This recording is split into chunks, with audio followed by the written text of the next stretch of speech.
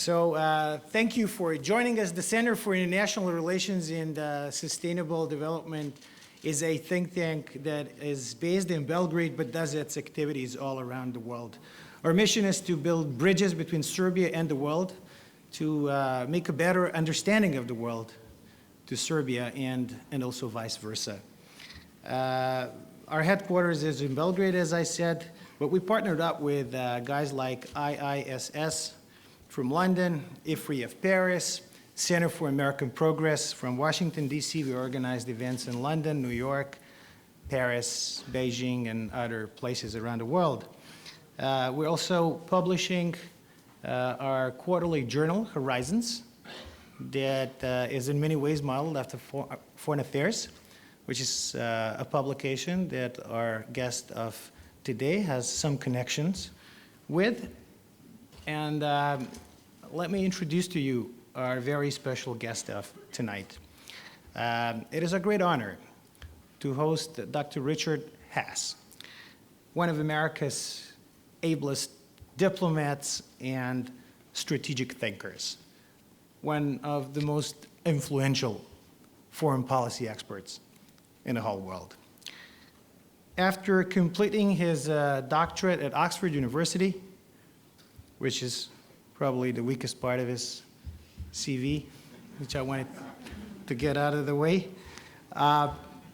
as somebody who graduated from Cambridge. He served 4 presidents of the United States in various capacities, starting with President Carter. He was the head of policy planning at the State Department under Colin Powell, who he also served as a principal advisor. His engagements in American government involved parts of the world, varying parts of the world, like the Middle East, Afghanistan, Northern Ireland, and many others.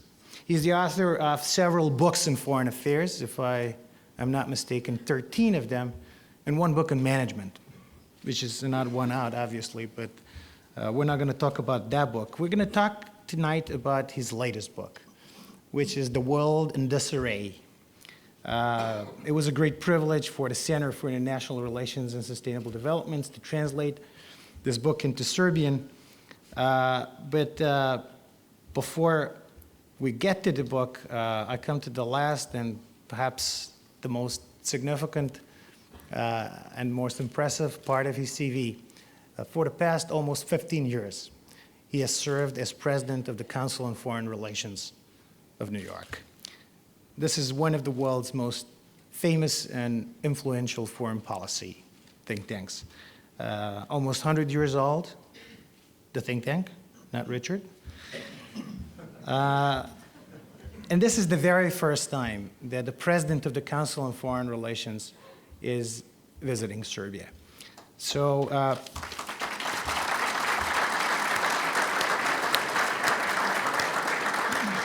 I was about to invite you to greet our guest with the applause, but it was clearly not necessary. The top of the foreign policy establishment of the United States and that of the world, Council on Foreign Relations, and Richard Haass, who is our guest of this evening. The book that we are going to discuss and promote, and hopefully some of you are going to buy it at a discount at this event, is about a world and the state of the world order. Another significant book of a few years ago that was written by Henry Kissinger was titled The World Order. And I had the privilege to listen to one of Richard's speeches of the last few months, and he talked about the world order as a stock listed on the New York Stock Exchange. And he said that if the world order were a stock, the value of that stock on the stock exchange would be like 20% down with a downward trend. His book starts at the end of the Cold War, end of a very significant era in world affairs. It ended, arguably, in the night when the Berlin Wall fell down. That was November 9, 1989, 11-9 in American enumeration. A lot of people believed, including some very brainy ones, that that marked the end of history. However, about a decade later, after 11-9, the world faced 9/11. So very few people after 9/11 believed that the history would come to an end afterwards. Today's world is a fast-moving one, is a fast-changing one. It's enormously complex. It is characterized by a rising number of regional players and the rising rivalry between the world powers. Rising trends in technology, but also rising populism, both political and economic, extremism, and many, many other challenges. The world does seem to be in disarray, and that is the title of Richard's book. So my first question to Richard is going to be to take a bird's eye view. Like, how did we get to here? How did we get to this point of a world in disarray from the moment in which everything looked far more simple at the end of the Cold War? I know it's a very complex question, and I would ask Richard for a succinct answer. It's a difficult answer to give, but then again, we're talking to Richard Haass. Well, thank you, Vuk, and thank you all for coming out here, so many of you, to hear and to discuss, and I look forward to your questions about what I think is one of the most important topics. The world always has an element of disorder. Things are never perfect. But if you recall, when the Cold War ended roughly a quarter of a century ago, there was tremendous optimism. And my boss at the time, President Bush, the father, 41, talked about there being a new world order. And a lot of this optimism came from, one, the end of the Cold War, and two, the remarkable way the world came together to deal with the first challenge of the post-Cold War era, which was Iraq, Saddam Hussein's invasion of Kuwait. And there was remarkable international cooperation and coordination that ultimately rejected him from Kuwait. But yet here we are 25 years later, excuse me, and things are not looking so good. And indeed, even the principle that international action was based upon, the idea that no country should use force to change boundaries, was repudiated by Russia in Crimea. So how did we get to this point? Well, one was when the end of the Cold War itself meant the end of a lot of structure. Whatever else you thought about the Cold War, it was a very structured period of international relations. And each of the United States and the Soviet Union exercised considerable authority over their respective allies. And when the Cold War ended, and soon after that, the Soviet Union unraveled, the world essentially became a much less structured place. Secondly, a lot of the institutions that were created after World War II in the 1940s and 50s by now are 70 years old. And a lot of these institutions were not created for this world. These were institutions that thought the 5 most powerful countries in the world were going to be the United States, the Soviet Union, not the People's Republic, but the Republic of China, Great Britain, and France. I would expect if we handed out pencil and paper, not one of you would design a UN Security Council that had those 5 countries on it rather than some others. Certain issues weren't even around yet. There was no such thing as a digital world, so we didn't have to worry about cyber. Population of the world now is getting close to 8 billion. Then it was not even half that. So the world has changed in tremendous ways. Because of globalization, because of modernity, I would expect just about every one of you has a cell phone in your pocket. There's now more capacity in more hands than at any time in human history. And it's just much harder to organize. It's not simply a world of 192 or so countries, but a world of powerful non-governmental organizations. It's a world of terrorist groups like ISIS and Al-Qaeda. It's a much harder world to organize because you have such a distribution of power. You have rising powers, the Chinas, you have medium powers, the North Koreas, the Irans. Again, it's a dynamic, complicated world. So and one last structural thing, you have globalization. By globalization, I mean these large, fast flows of just about anything and everything you can imagine across borders. And I would simply say, whatever you're measuring, there's a gap between the scale and speed of those flows and the ability of governments to deal with them. And increasingly, borders are overwhelmed by what's coming at them. So for all these structural reasons, the disarray in the world was likely to increase. The fact that you've had a limited but still significant return of great power rivalry means that it's harder to come together to deal with these issues. So I think there's that as well. And then I'd also say certain things the United States has done has added to it. And the United States here is important because so much of this world that came out of World War II, that emerged from the Cold War, was a world in which the United States played a disproportionately large role. I hope I don't sound like an American who's come to visit your country and is bragging. It's simply, I think, a fact. And at times we did not use that power and influence wisely. And I think historians will be quite critical of the decision in 2003 by President Bush 43 to start the war with Iraq, which I think contributed to the centrifugal forces in the Middle East, which is by far the most disorderly part of the world. I think President Obama then was something of an overreaction to President Bush, and in many cases was reluctant to use force in Syria, took U.S. forces out of Iraq, introduced U.S. forces along with the Europeans into Libya, but then wouldn't follow it up, and Libya is now a failed state, and so forth. So what I think that shows you, by the way, is what you don't do can often be every bit as significant as what you do. My point, however, is simply that both by what the United States did and at times didn't do, added to the degree of disarray in the world. And now President Trump has come into office, and this week marks his one-year anniversary as the 45th President of the United States. And he represents, I think, a significant departure from all the presidents that came before him in the modern era, say from Harry Truman at the end of World War II through Barack Obama. And he questions many of the fundamentals of American foreign policy. He's raised questions about our alliances.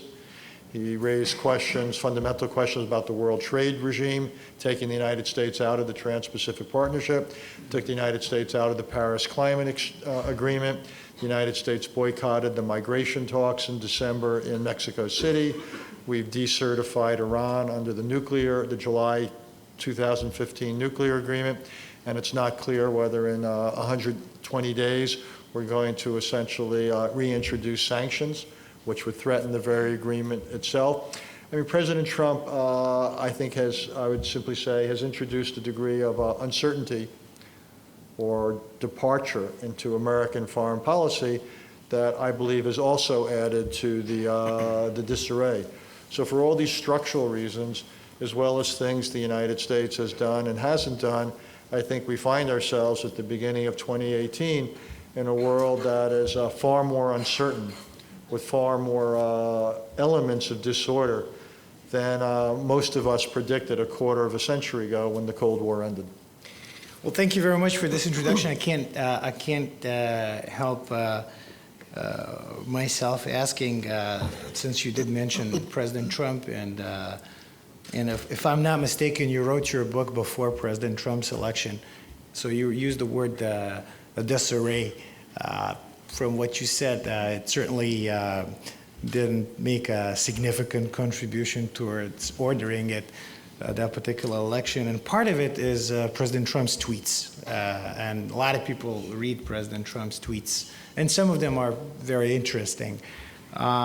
So could you help me as a seasoned diplomat, somebody who understands how it works in a foreign policy? When President Trump tweets something, Is that the position of the United States of America? Well, you studied at Cambridge, I studied at Oxford. The one thing I am confident is neither one of us studied diplomacy in the age of Twitter. This is all very different. I would say that when the President of the United States tweets, I take it with one caveat, with one exception, as a statement of United States policy, because he's the President of the United States. And in the old days, a president might have communicated differently with the country and the world, but this is a presidential communication. The only thing that's different is in my day, and I worked for 4 years at the White House with President Bush the father, 41, and again, I've worked with 3 other presidents. When the President of the United States would say something, a lot of preparation would go into it. If it were a speech, a lot of people would have worked on the drafts. If he were going to say something at a press conference, all the presidents I knew only went and did a press conference after they had done a bit of preparation or even rehearsal with the senior staff. The understanding was that any presidential statement had real impact, had real weight. What it communicated to the American citizens, what it communicated to our friends and allies around the world, what it communicated to others. And what's different about President Trump's tweets is they're President Trump's tweets. He doesn't send them around to 25 people in the US government, as best I know, and say, what do you think of this? Is this a good idea? Instead, as the Secretary of State said the other day, he was sitting on a stage at Stanford with former Secretary of State Condoleezza Rice. Well, we get the tweets, and as he said, I get my staff to print them out. The Secretary of State is not on Twitter.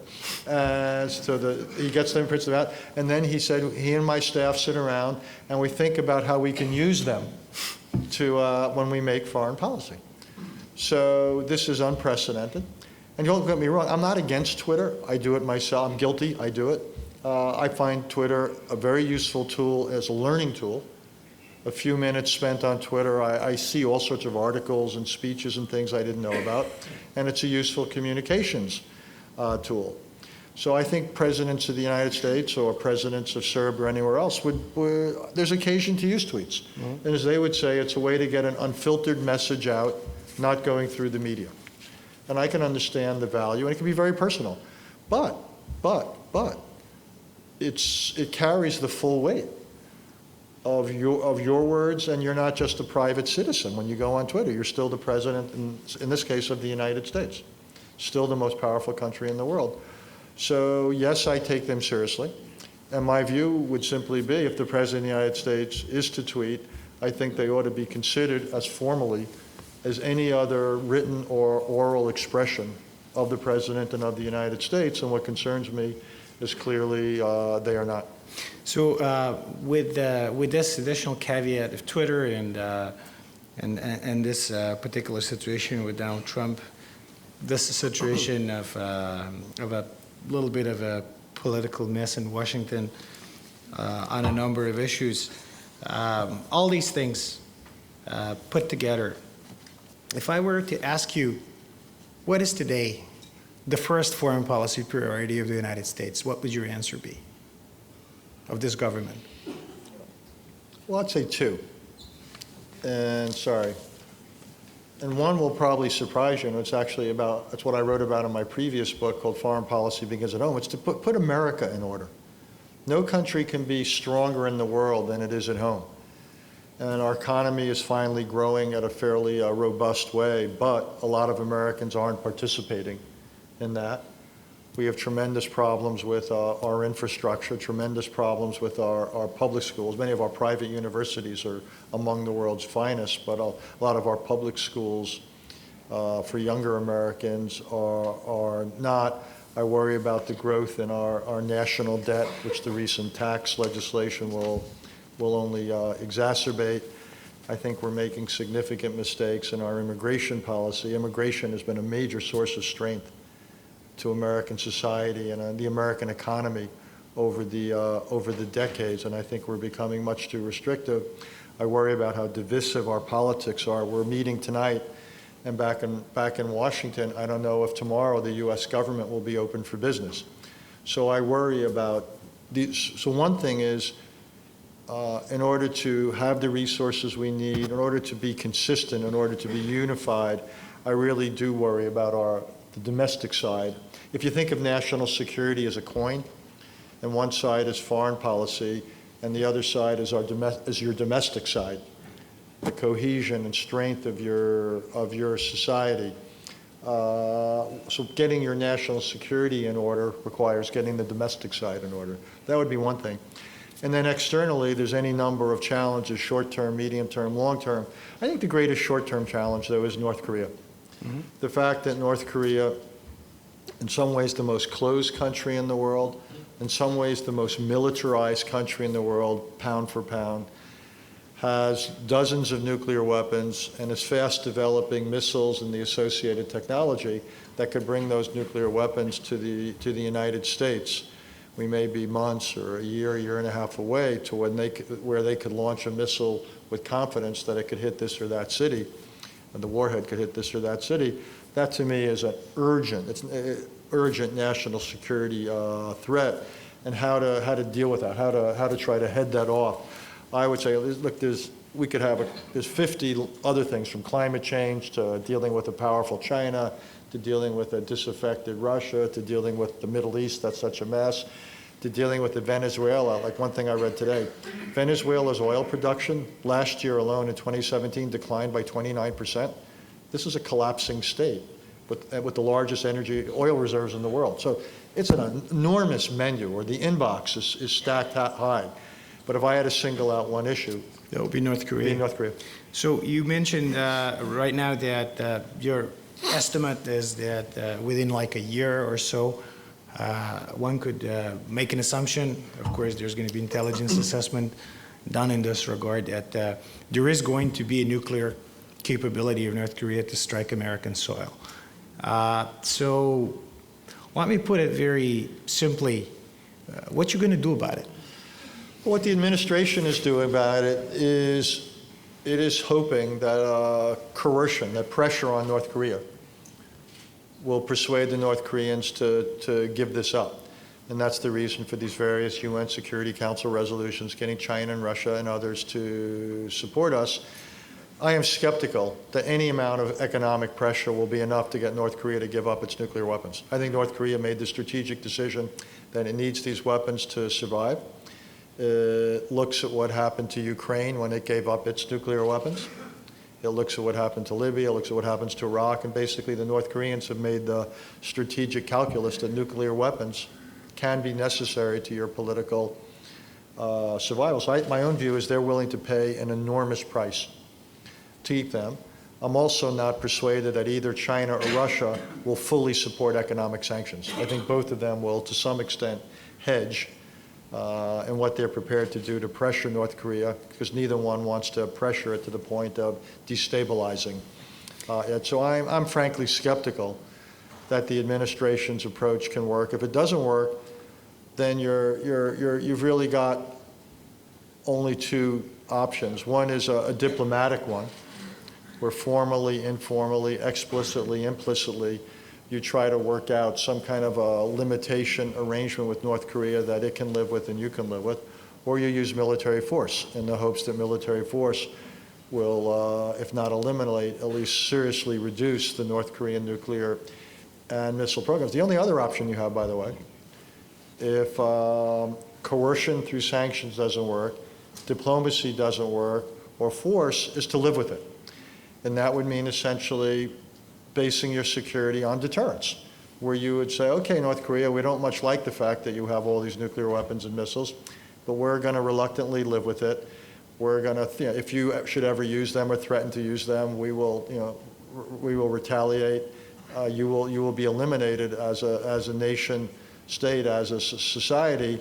But there's a lot of Americans who aren't sure they want to live with a North Korean threat to our society. A lot of Americans who don't want to base their security on North Korean rationality and prudence. But those are your options, essentially, and that's where we are. So you think that there's a possibility of first strike, like a preemptive strike on North Korea by the United States in order to avoid? I wouldn't rule it out. It would be using conventional weaponry.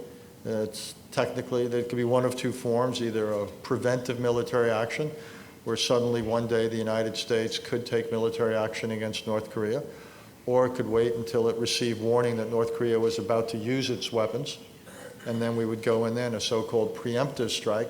But I would not rule it out. Again, if one listens to what several senior administration officials have said, including the National Security Advisor, they have been quite explicit that they are not willing to base American security on deterrence. So if you take that seriously, that has repercussions. So that presumably couldn't be worked out in advance, or at least not fully with China, which is another big power that is deeply interested in this issue, given the geographic vicinity and in history. So going right now, jumping to this, I was thinking of raising China a little later, but since we raised North Korea, I'm going to ask you about the strategic question of our times, or at least the question that it seems to be the question to some of us, which is the relationship between the two largest economies in the world, that of China and the United States. A lot of experts are very pessimistic about it, including my former professor, Graham Allison, who has recently written that he believes that this is going to lead to a war, raising historical examples and talking about the Thucydides trap. 12 out of 16 last times when the power number 2 was picking up to the point of challenging the domination of the power number 1, we had a war.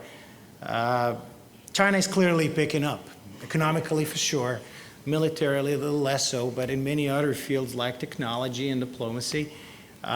So what's your outlook for the U.S.-China relationship in the next 10 to 20 years?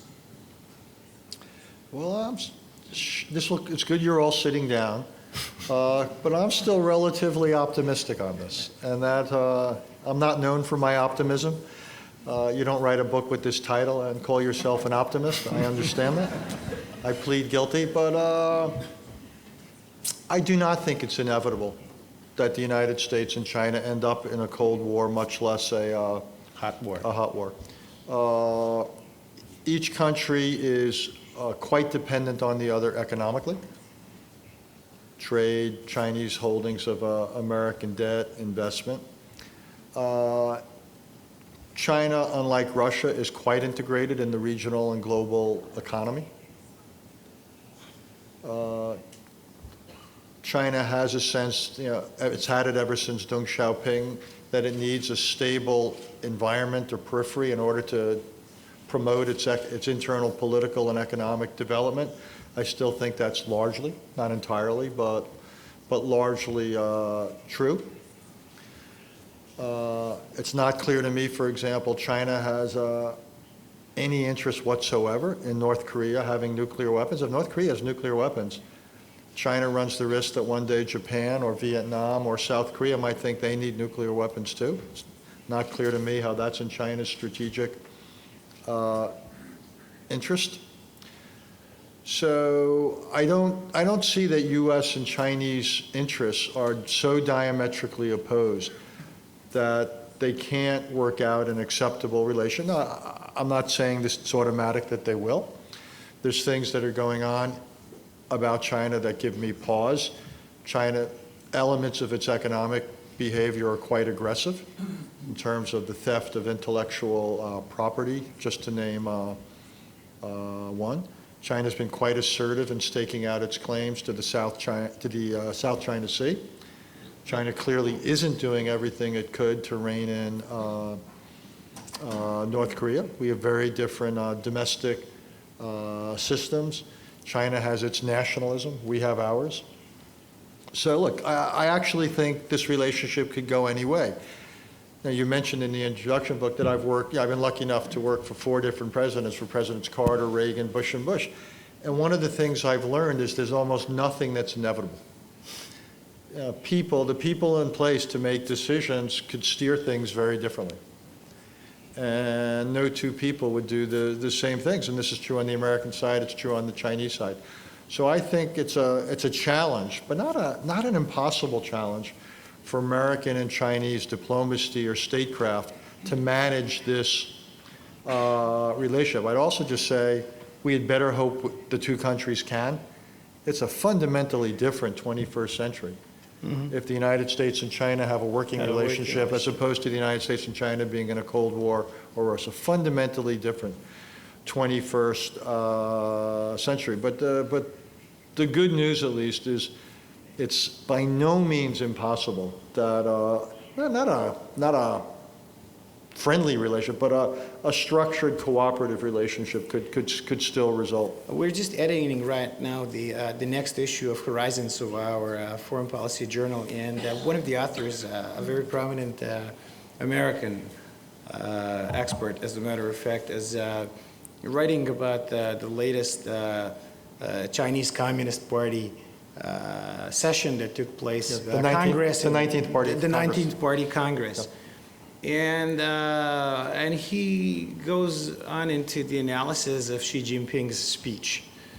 And he goes as far as to say that this is probably, from the geopolitical perspective, the most significant speech since Gorbachev's speech of dissolution of the Soviet Union, in a sense that the era that you had just mentioned, the era of Deng, is now done, and that China is now rising to assert its power diplomatically and perhaps even militarily, and to project power, both soft and hard, beyond its borders and region. Do you read it that way too?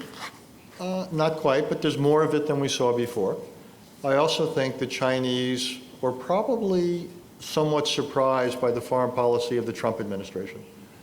My sense is the Chinese had in the back of their minds something of a timetable for their own emergence as a stronger geopolitical power, and my reading of China is they have accelerated that. When the United States made what I believe was the unwise decision to get out of the Trans-Pacific Partnership, when we did some of the other things we've done, the Chinese saw a strategic opening that they simply didn't anticipate, and I think they've moved further, faster than any of us anticipated. But I would say two things. I still think there are limits. The Chinese still do not want to be highly disruptive. Conflict and the rest would be dangerous for them. Second of all, I think it's wrong to underestimate China's internal challenges. The idea that for the next few decades, China will have this smooth trajectory of political stability and high levels of economic growth, I think is unlikely. And I believe that too many observers underestimate the domestic challenges that face this country of 1.3 billion people with enormous inequality, large numbers still living in absolute or relative poor conditions, tremendous environmental damage, a demography that was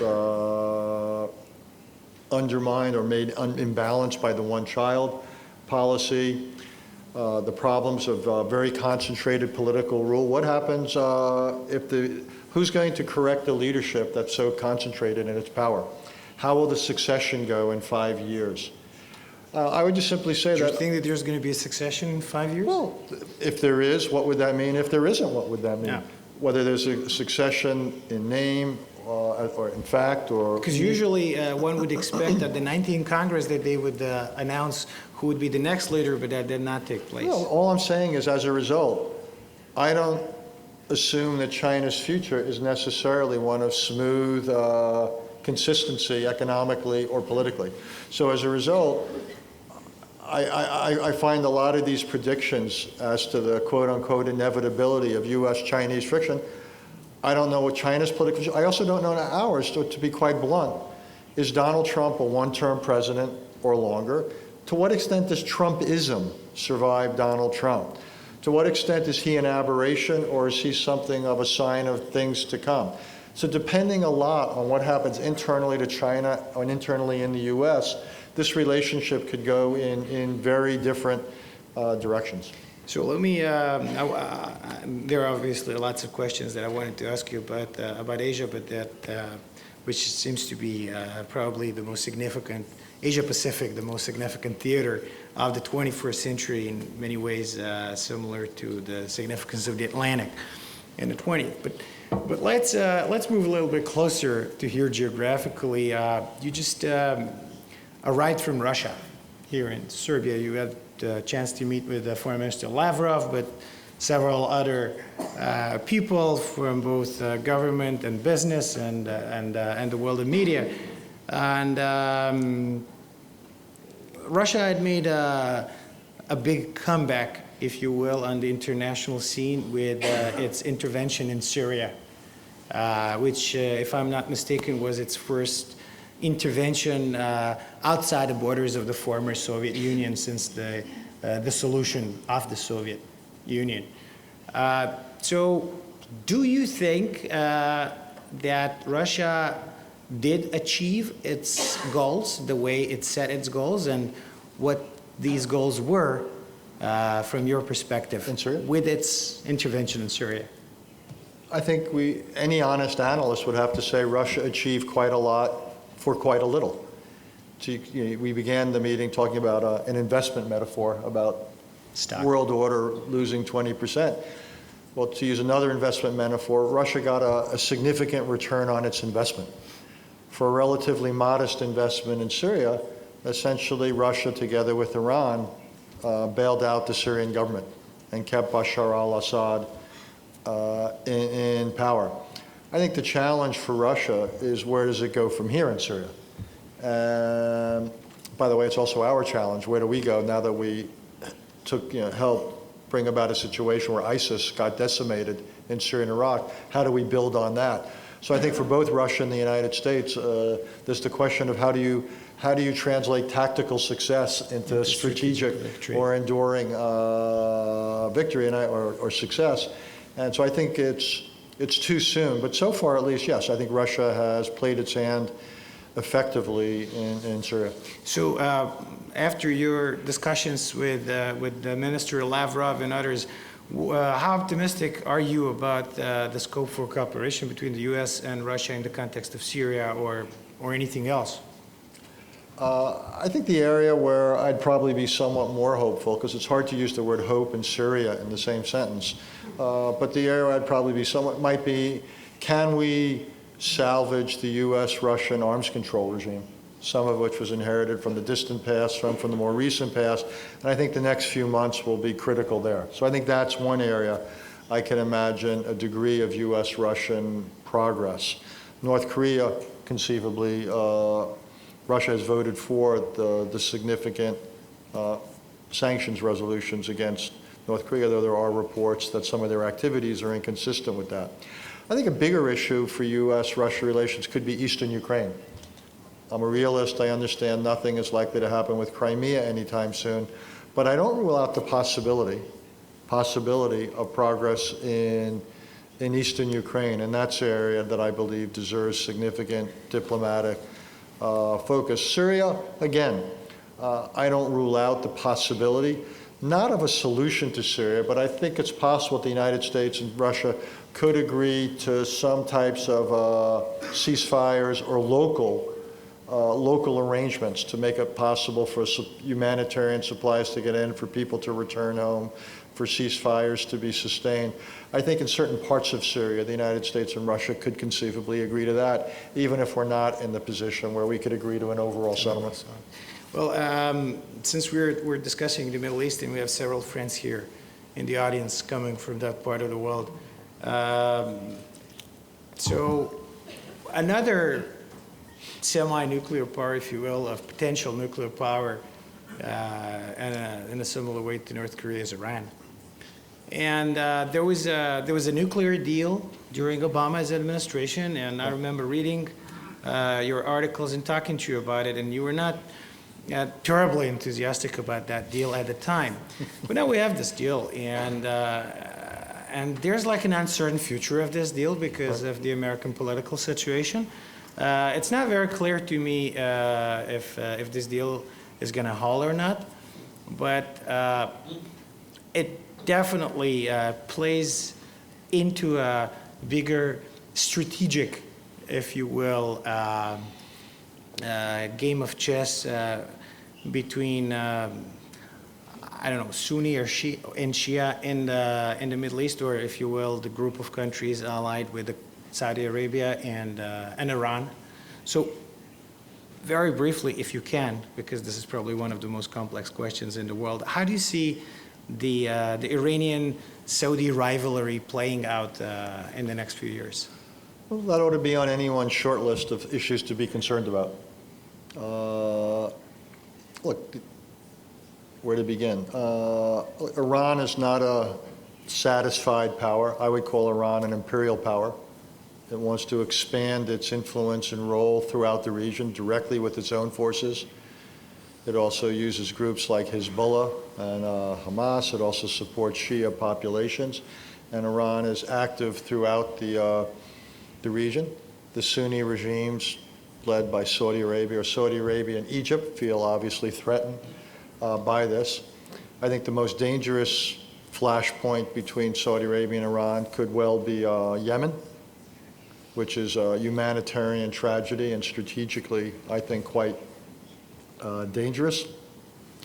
The other thing that could possibly happen, I can imagine an Israeli-Iranian military exchange in southern Syria, depending upon the positioning of Iranian forces or Hezbollah, and whether the Israelis believe that, quote-unquote, a red line has been crossed. So I think, as bad as...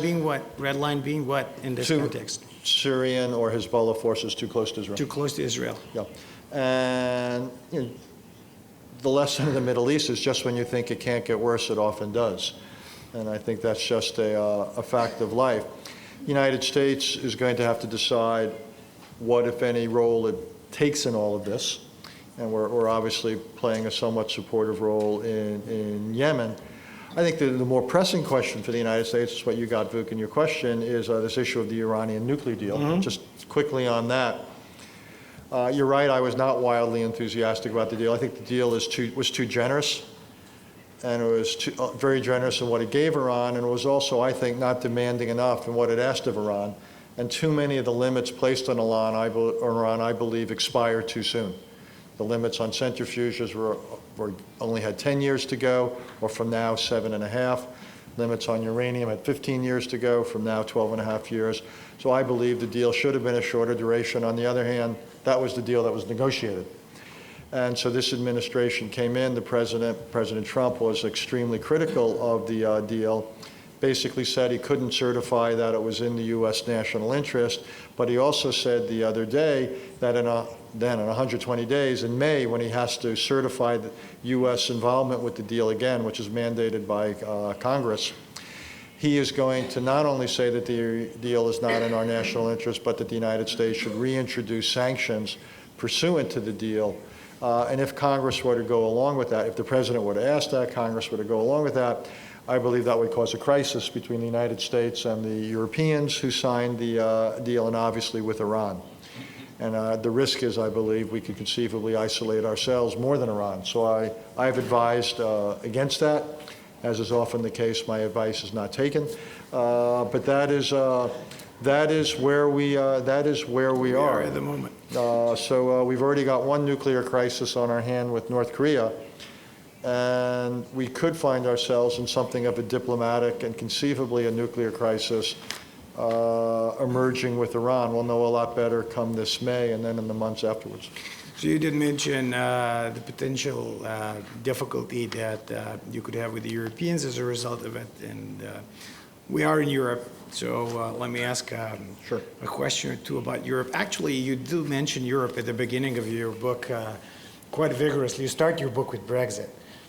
So that's still very much the issue that Europe is dealing with right now.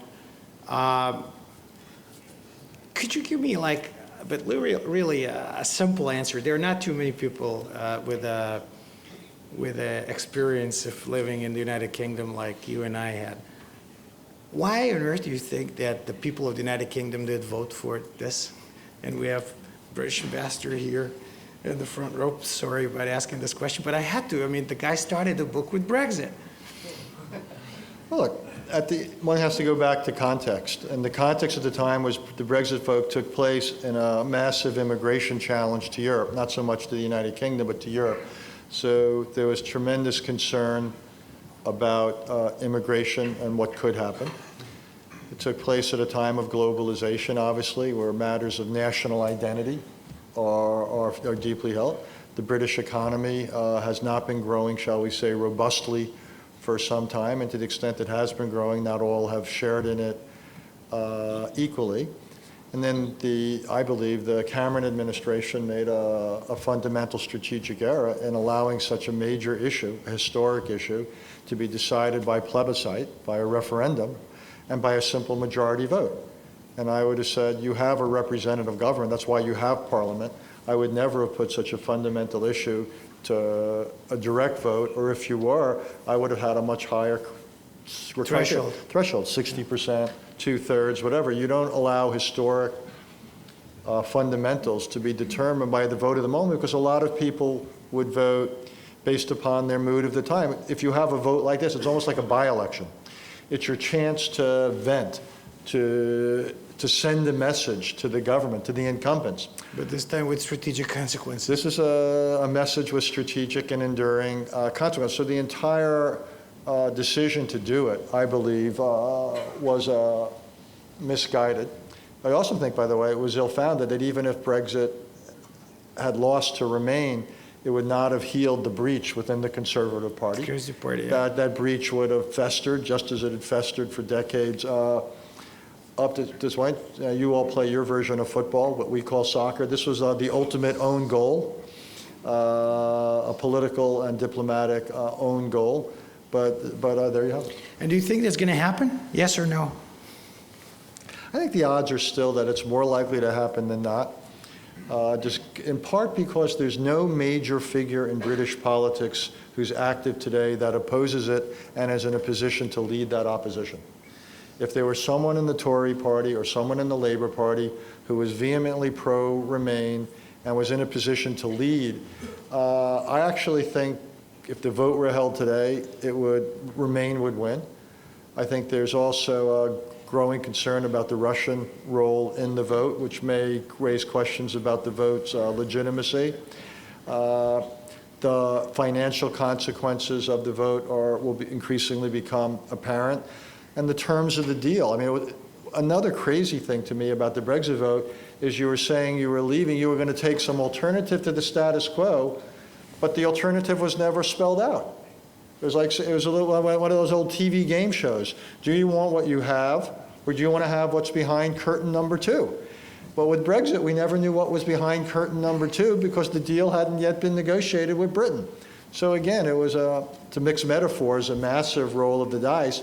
But as it becomes clear what the deal might be, then I think more and more people in Britain will have second thoughts. What I don't see yet is the mechanism by which all this, what we would call buyer's remorse, all this political regret, how it finds a vehicle or a mechanism to change the political situation. So at the moment, I'd have to say yes. If I were a betting man, Brexit becomes a reality. Okay, so let me ask a few more questions that are of a general nature, and I'm using this opportunity to have a person of your stature answer them. If you were to name 3 top threats to humanity in our lifetime, and I know there's a long list of them, but if you were to name a top 3 threats to humanity, what would those 3 threats be? When you say threats to humanity, I assume you're meaning life or death. Life or death. And your lifetime is going to be longer than my lifetime because you're much younger. But I'm in opposition, so. Look, I would say I'll say just arbitrarily 3. Or maybe 1 is climate change. Number 1. Well, I'm not sure I have to think about the order. 2 is the use of nuclear weapons, and I can imagine the 2 scenarios that worry me most, and not North Korea actually. 1 would be something involving Pakistan, or 1 something involving terrorists. I worry about disease, 2 types. 1 is some type of new flu virus or something like that, given globalization and the lack of preparation, having an epidemic turning into a pandemic and millions of people around the world dying. There's also a slow epidemic going on. It's going on while we sit here. And it's killing people now much more than infectious disease, and it's not infectious disease. The greatest public health threat in the world right now is what's called NCDs, non-communicable diseases. It's diseases of lifestyle. It's diabetes, it's cardiovascular, it's lung-related, it's from smoking, it's from alcoholism, it's from drug abuse, it's from sedentary lifestyles. That is now killing more people than infectious disease. So that's already arrived. And I would simply say that threat as well. Well, that is very interesting. Let me ask you another trick question. In your opinion... I didn't know that was a trick question. Well, but that's why you're president of the Council of Foreign Relations. Who is, in your opinion, right now, and I know it's a complicated question, I don't know if you'd be able to give me a single answer, but who is the strongest world leader at this moment? Well, you know, strength reflects both the characteristics of the leader and the resources he or she has to work with. Indeed. So, you know, a few that come to mind. One is Emmanuel Macron, who I believe has emerged as the most dynamic leader in Europe. I would say, obviously, Xi Jinping, his consolidation of power at the 19th Party Congress and the scale of what he has behind him, which is contemporary China. I think actually Vladimir Putin, because he has so little to work with, yet he's done so effectively with that, using military force, we talked about it a few minutes ago, in Syria, Ukraine, and elsewhere, using cyber, using energy. I think Putin has been quite effective in being as influential as he has, given how, for example, narrow and limited the Russian economy is. That's fascinating answer. Let me ask you another trick question. Would you have answered it differently? Actually, no. Okay. That would be my three. I mean, I don't know if you guys believe me, but that would really be the three answers that I'd give. We were doing a little bit of preparation beforehand, and that come up as those three. I feel this being a privilege of having the same opinion as a guy of your stature. Means we're both wrong. Yeah. But let me ask you a different thing. We live in a small country in a region that is clearly not a priority for the United States right now, to put it mildly. Yep. And we are not, when I say we, I try to generalize and not really make a distinction between opposition and government. But on average, we're not terribly pleased with the United States policy vis-a-vis Serbia and some of the issues that are of great significance for our country, for example, Kosovo. So we would like to be able to find a way of working with the United States so that the U.S. policy is amended, changed in a way that it better reflects our preferences and priorities. In other words, we'd like to do something about a U.S. foreign policy about the Balkans and Serbia in particular. And we see this grand mass political difficulties in Washington and the president that tweets and so on and so forth. So what would be your recommendation? How would we go about it? What we should do in order to try and change America's policy for the better from our perspective? Well, let me take a step back. I don't think it's the right question. I'll answer it, but I don't think it's the right question because it assumes that somehow we are going to be the critical ingredient in the future of this part of the world, and we're not. The critical ingredients in this part of the world is going to be the governments and citizens of this part of the world. So you are going to have, and your neighbors are going to have far more impact, in part because this is, how would I put this?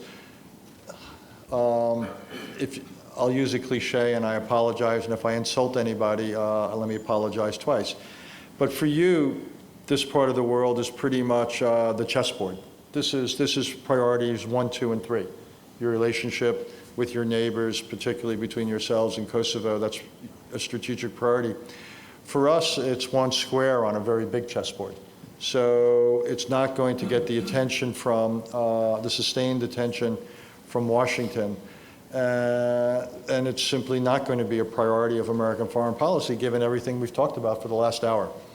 So you can spend time trying to get more attention in Congress, or some Assistant Secretary of State, if you can find one, or somebody at the White House. But this is simply, the last time this part of the world was a major priority for the United States, I mean, was obviously in the 90s, at the times of the dissolution of the former Yugoslavia. And since then, it's receded as a priority. To some extent, that's good news, by the way. Being a priority for American foreign policy can be a mixed blessing. To put it mildly. So, because it also, I didn't mean that as a criticism, I realize it could be taken that way, but also just it means there's an active crisis. And I don't think there is one here. There's active challenges. There's things that are clearly unresolved and that need to be resolved. But thank God things are not remotely what they were several decades ago. So this place, and this is not an argument that things should get so bad again, only to get the attention in the United States. Again, that shouldn't be anybody's foreign policy goal. My point is simply that I think this is largely going to have to be determined by yourselves and your neighbors, and I think the United States and Europe will be helpful at the margins. People would love to see progress here. But the President of the United States, and I don't mean this is not just Donald Trump, but had Hillary Clinton won, no President of the United States is going to wake up every day and make this their priority. There's too many other things that are filling the inbox, and I think the sense is we're quite active in this part of the world. We help stabilizing things, but at some point, the governments and the peoples need to essentially shape their own destinies and their histories. And I think in the most specific case, it's up for the leadership here and the leadership in Pristina to come to some type of an accommodation that both sides can live with. And again, we could be conceivably helpful. Some outside envoy could be conceivably helpful.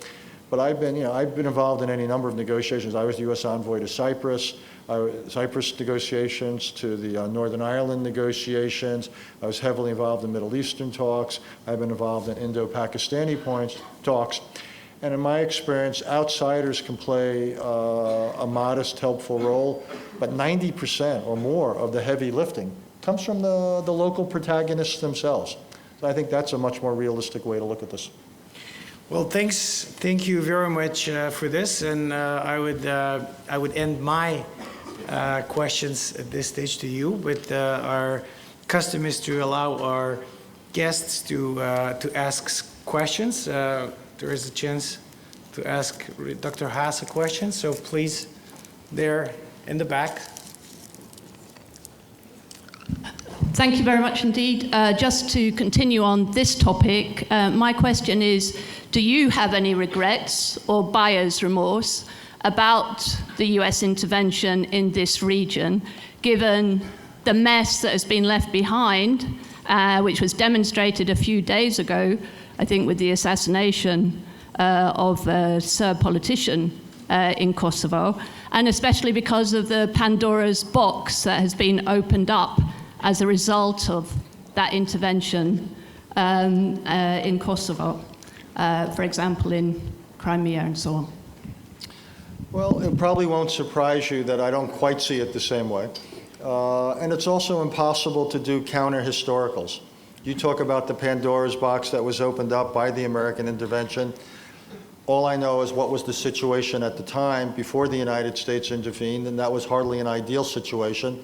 And I don't know what would have happened had we not intervened, when we did, how we did, and I don't assume things would have turned out perfectly in the absence of American intervention. So to me, there's too many what-ifs. I also, though, accept the point that interventions rarely resolve things in and of themselves. Interventions may help resolve one set of questions or challenges. They often create a second set of questions and challenges.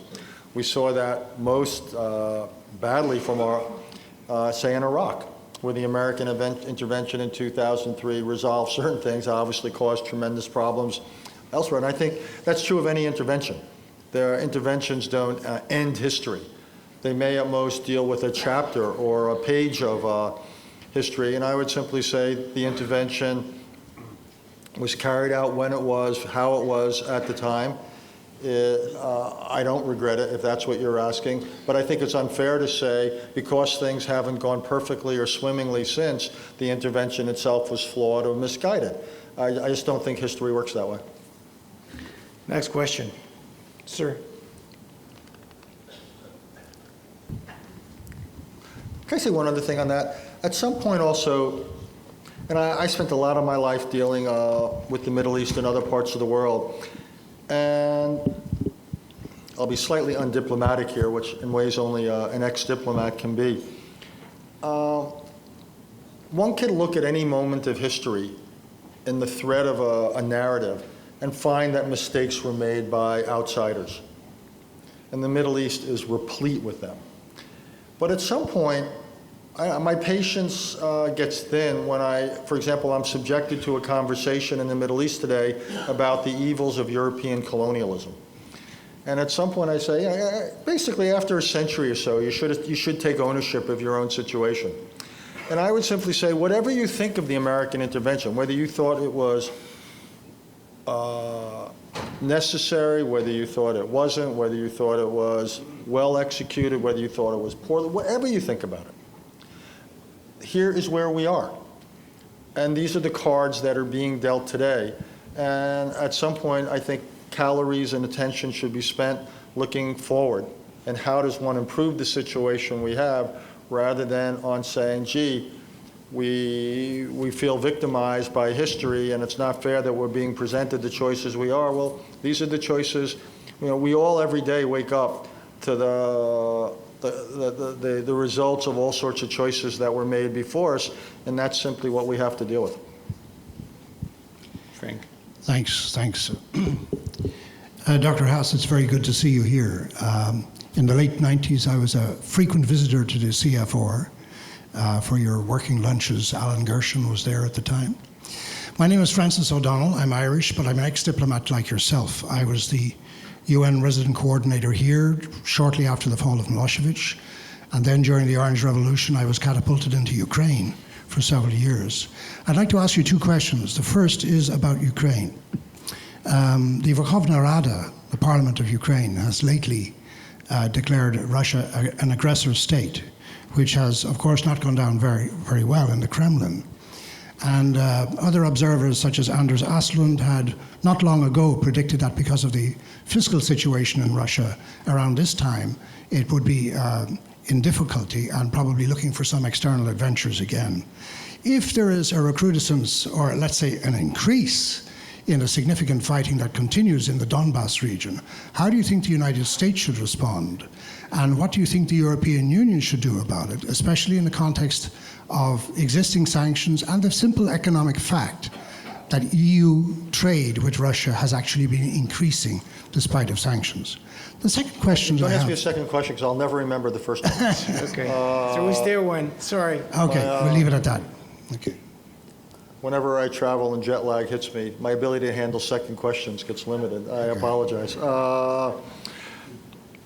I don't think the scenario you suggest is more likely than other scenarios. My own reading of the Russians, I could be dead wrong here, is that they are not looking to, let's take a step back, most Russians are very pleased with Crimea, and I see no prospects for that being changed anytime soon.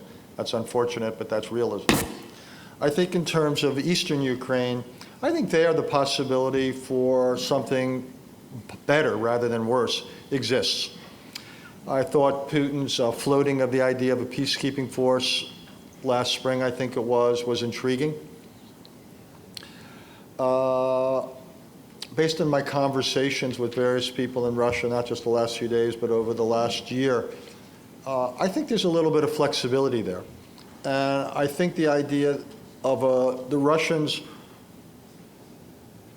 know or believe, and I think quite probably right, that if they were to dial down significantly what they're doing in eastern Ukraine, they could expect a degree of sanctions relief.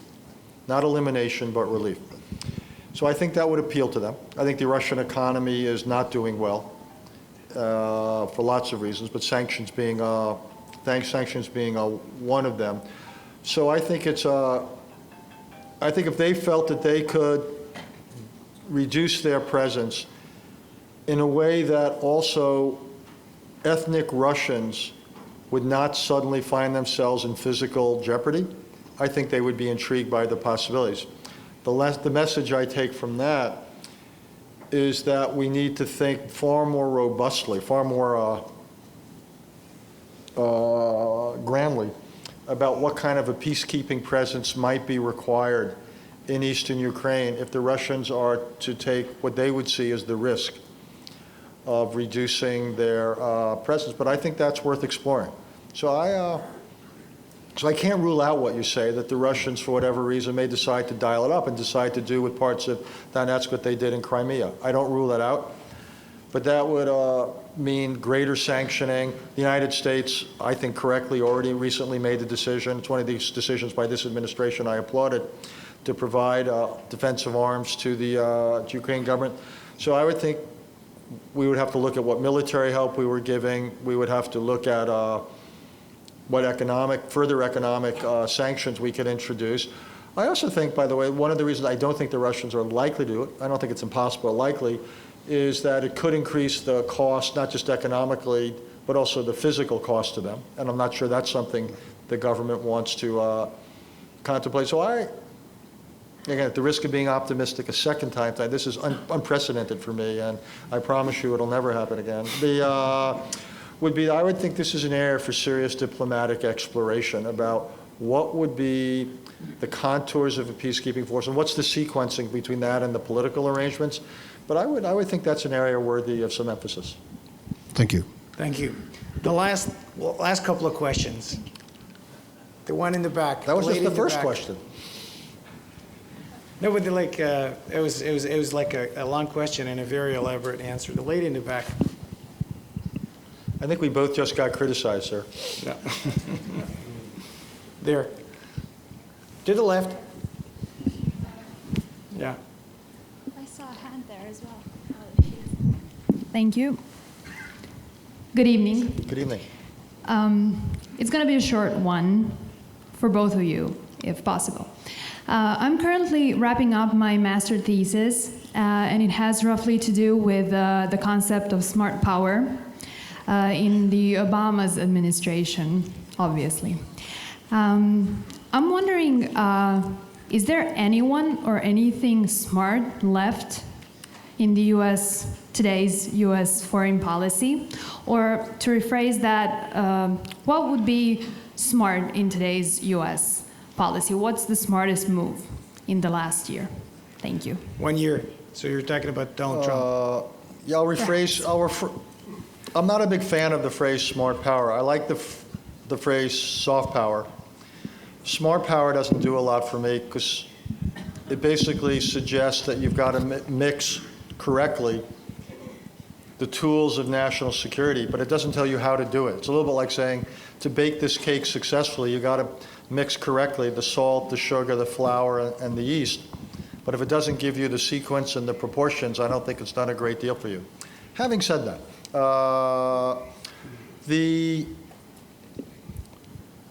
I just had to write for some newspaper, I can't remember which one, I think it was the Boston Globe, a piece about Mr. Trump's first year, and I began it with some of the things that I thought went well. One I just mentioned, which is the decision to provide limited defensive arms to Ukraine. Second of all, the use of force in Syria. Third, more broadly, the American role in dealing a major setback to ISIS in Iraq and Syria. I think the passage of several UN Security Council resolutions putting significant sanctions on North Korea. I think the U.S. relationships with Japan and India are doing a little bit better, obviously with Israel and Saudi Arabia. So I would say those have been the principal pluses. I've been a real critic of this administration. My list of minuses is greater. I'll be honest, I disagree with large aspects of this administration's foreign policy, but you asked about the things I agreed with, so I gave you those. Well, it's really difficult to speak after Richard about minuses and pluses of American foreign policy. I have to just flag out that I'm perhaps a little bit of a bigger fan of smart power concept.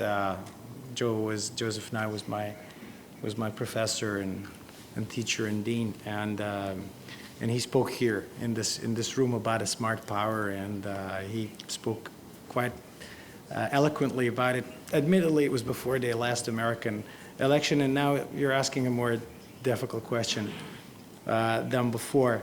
In the past, I mean, I could list a long list. I could make a long list of pluses from my own experience with Obama administration at a time when I served as president of the General Assembly of the United Nations. But you're asking me in the last 1 year, and that question is significantly more difficult. I would flag out the success in the war against ISIS as probably the major breakthrough that was achieved with Trump's attitude towards the region. It did involve different instinct when it comes to using force, and more decisively so in the context of the chemical weapons. It was early on in its term, but like it or not, there is a lesser threat of ISIS than it was a year ago. A significantly less threatening ISIS. Now, what is going to come in the place of this eradicated threat? Well, that I don't know, and that's probably a far more complicated question. And that would require continued cooperation between the world powers, and Russia and the United States in particular. And the one thing that I think that Trump would probably do more on, Richard and I discussed it over lunch, but it's not terribly likely that it is going to happen. I think that Trump wants to have a more functional relationship with Russia. Now, is that going to happen because of the entire set of circumstances and atmospherics in the United States? That's another matter. But at least one can give him a plus for willing to go down that path. Yeah.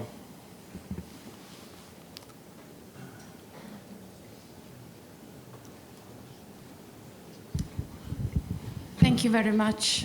We drove tonight from Banja Luka, which is 4 hours drive, to come and to listen to this lecture, so thank you very much. I should be thanking you. I would like to go back to the beginning of your book, which I haven't read yet, but I believe that it's about Brexit. While we are still talking here and in the rest parts of Europe whether Brexit will take place or not, there is a huge ongoing debate in England of what will happen with the UK after Brexit. And by that, I'm not referring to the financial implications of Brexit, but more to the internal structure of the UK. Right. What will happen with devolution, given the fact that some of the powers that were transferred to the EU level are supposed, or at least Scotland and Wales are expecting to go back to the devolved nations. So obviously you are aware of the whole campaign for English Parliament. What will happen in that sense with the UK? I think it's a very difficult question, but I would Sure. At least I would like to open a bit a discussion about that. Are we going to witness the awake of the sleeping giant, or when we are talking about English non-nationalism? So if you can Sure. Just give me a short... No, I should have mentioned it before, so thank you for raising it. And again, drive safely when you go home. Thank you. Look, one of the other downsides of Brexit, I believe, is it could actually threaten the integrity of the United Kingdom. I think the first great test will come in the part I've been most involved with, which is Northern Ireland. And it's already had a disruptive effect there, because if you have Brexit, then it obviously, by definition, separates all of the UK, including Northern Ireland, from Ireland. And the rest of the EU. And one of the important innovations of the last few years has been with both Ireland and the UK in the EU, that has been an open border. So the question then becomes, what kind of a border is there between Ireland and Northern Ireland? And that, if you recreate a hard border or a semi-hard border, that would have tremendous repercussions and could lead a majority of the people in Northern Ireland to think that they want to be join with Ireland so as they remain within the EU. So it could totally change the political dynamics of Northern Ireland, and I think we're beginning to see some elements of that. Second of all, it could revive the entire question of Scotland and Scottish independence. Not for certain, but possible. So again, this is in the look before you leap department, why one would have set all this in train, given the threat that it posed to I think, the long-term integrity of the country is beyond me. But the repercussions that worry me most over the next decade would be Northern Ireland, and whether this could be managed, given, just take it the context. It's been over a year now, about a year, since the local parliament in Northern Ireland even has been functioning. Northern Ireland is still a place where something like 90% of young people go to schools that are one tradition, Catholic or Protestant. This is you still have quote unquote peace walls that divide the streets of Belfast. So while the violence in Northern Ireland mercifully stopped after 3 decades, Northern Ireland is not yet a normal society. It's still in important ways a divided society that, among other things, has never dealt with the legacy of violence. Over 3,000 people lost their lives in the Troubles, and there's never been a mechanism put into place for helping people come to terms with that, either in terms of forgiveness, justice, or things in between. And so there's a lot to be done there. It's not necessarily a situation one can take for granted. And what worries me again about Brexit is it may put certain things in play or in motion, and I just don't see that as necessarily a good thing. So there's time for just one more question, and the ambassador of the United Kingdom is raising his hand. So I have no choice but to give the word to Ambassador Dennis Keefe. Oh no, my chance of a knighthood has just been eliminated. I'm sorry about it. Oh, I don't know. You started with Oxford and Cambridge. I should mention that I studied at both, so if you need an interpreter. I do actually have a question about the substance of what you've been saying, which I want to ask. Yes, sir. But I would, if I may, just say a couple of words about Brexit. However we got there, we've set ourselves this challenge through a democratic process, and the task before us is with our friends to make a success of it. And you said yourself that on every point on the line, you can see advantages and disadvantages. And when you come back to Northern Ireland, there are many things that are unresolved in Northern Ireland. But Northern Ireland is also an example of something where, with our friends, we have made enormous progress in a very difficult situation. We are grateful to our friends for that. And we are grateful to the cooperation we have with many friends in this difficult task of making Brexit a success. Now, what I wanted to ask you about, though, goes right to the heart of of this title, about order. You talked to us about how old structures have contributed to this breakdown of order. You talked about policy decisions that had been made. What I'd like to ask you is, do you see a path back to order? And if so, is it through new structures? Is it through policy decisions? Or are we condemned, to use your own words, to just get on with it? Thank you. So now, thanks to Her Majesty's representative, we're going to end on the third positive note of the evening.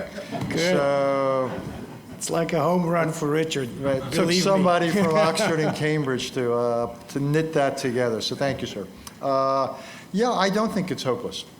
And what I said before about the United States and China applies here writ large. I do believe in statecraft. I do believe in diplomacy. And I do believe that history is the result of the collision between people and ideas. So there's nothing baked into the cake about the future of the 21st century. We're not even 20% done with it. So there's nothing inevitable.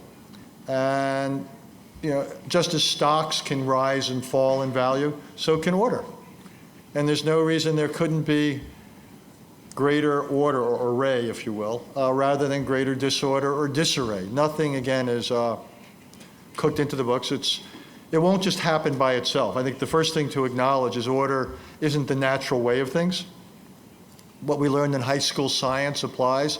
Systems left to their own, the word in English is entropy. Randomness is the more powerful tool. Centrifugal forces become powerful. So we can't expect things just to sort themselves out by themselves. Thank you very much. It will take concerted effort. It can't be unilateral by the United States, but it does require the United States. But it will require many others, Europe, China, Russia, Japan, India, and others, and also not just governments. I think we're living in an era when non-state actors, from the Gates Foundation in the realm of public health to the great technology companies when it comes to creating some order in the cyber realm. So give me 2 minutes and I'll make the argument where order could come from.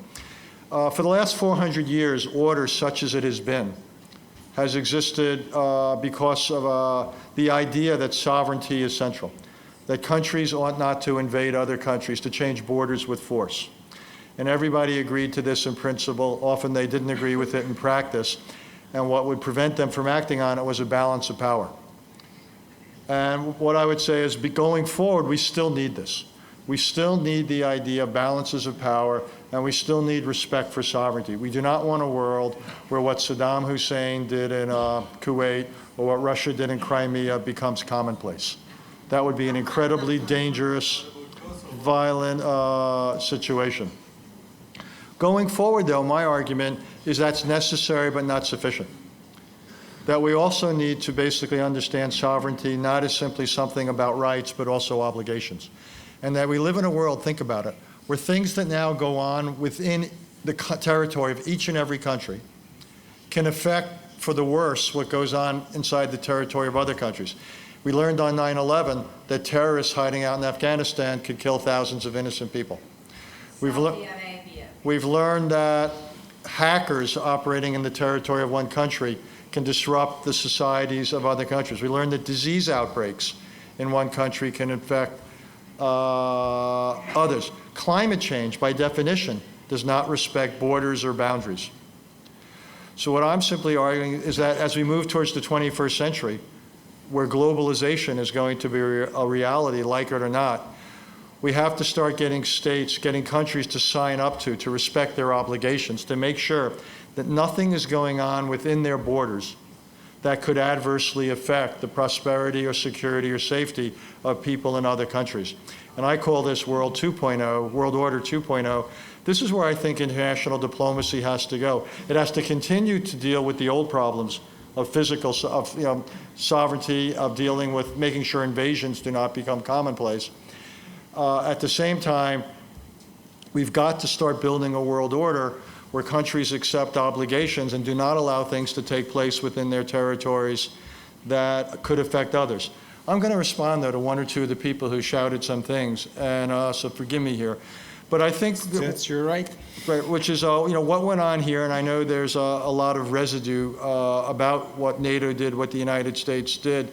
But sovereignty was never meant to be an absolute. And I've just talked about the virtues of sovereignty, the idea that countries should not invade other countries. But sovereignty always had a degree of responsibility. And what sovereignty was also about, not just respect for borders, but protecting the rights and the safety of one's citizens. And the challenge back in those years was obviously how to square the two. And the international community, for the most part, felt that the rights of sovereignty here could not put before the safety of citizens. You may disagree with that calculation, but that was the assessment made. And that is part of where we are now as a world, that sovereignty is not an absolute.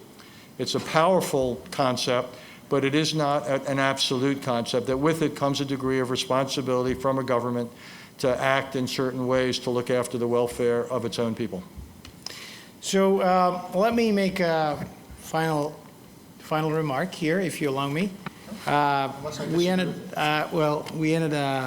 on a forward-looking note, and obviously the world affairs is a complex matter, and there is no full agreement, and there will never be a full concord on everything that people think or say, and I can understand that not everything that Richard said today was in agreement with everything that people think, and that was not supposed to be this exercise. But it was, I think, very educational to hear from the president of the most influential and famous think tank in the world as to how I would say the mainstream American foreign policy is, if you will, measured or scaled with regard to issues related to many parts of the world. I think it was an unprecedented opportunity to hear about many parts of the world and how a seasoned American diplomat and in many ways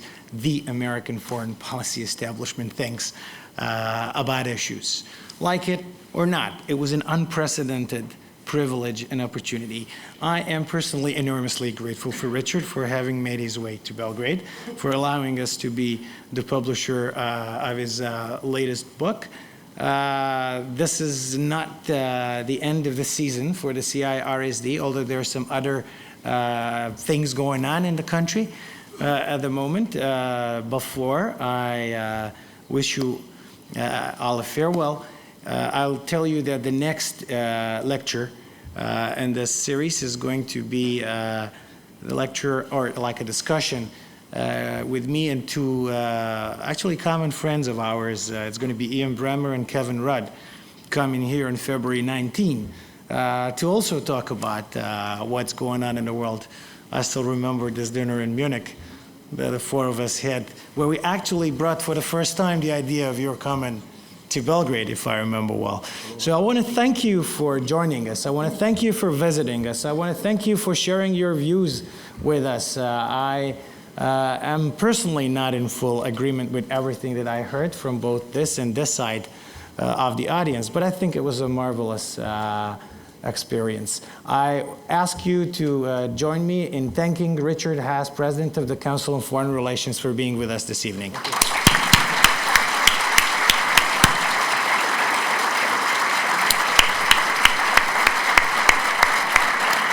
And now for some drinks at the cocktail.